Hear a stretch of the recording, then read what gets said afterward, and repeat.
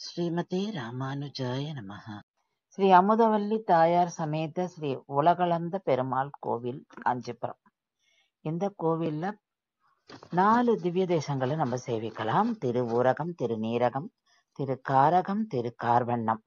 இங்க பிரதான சன்னதி திருவிக்கிரமன், அதாவது உலகளந்த பெருமாளோட சன்னதி.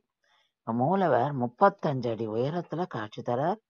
அவர் தனது இடது திருவடியை தரையிலிருந்து 90 டிகிரியில இப்படி தூக்கி காட்சி தரார். அவருடைய இடது திருக்கரத்துல 2 விரல்களை ஒசத்தி காமிப்பார். அதாவது 2 அடி நிலம் அளந்து விட்டேன் அப்படின்னு சொல்லி மகாபலி கிட்ட சொல்றாராம். அவருடைய வலது திருவடி தரையை அமைத்தின்னு இருக்கும், மகாபலியோட தலைமையில இருக்கும். அவருடைய வலது திருக்கரத்துல ஒரு விரலை காமிக்கிறார், காமிச்சு இன்னும் 1 அடி வேணும் அப்படின்னு, நிலம் வேணும் மகாபலி கிட்ட சொல்றாராம். நம்ம அந்த கோவில்ல பிரகாரத்தை சுத்தி வரும்போது திருநீரகம், அங்க ஸ்ரீ ஜெகதீஸ்வர பெருமாளை சேவிக்கிறோம். அடுத்து திரு காரகம், ஸ்ரீ கருணாகர பெருமாளை சேவிக்கிறோம். அடுத்து திரு கார்வண்ணம், ஸ்ரீ கார்வண்ண பெருமாளை சேவிக்கிறோம். இங்க தாயாருக்கு தனி சன்னதி.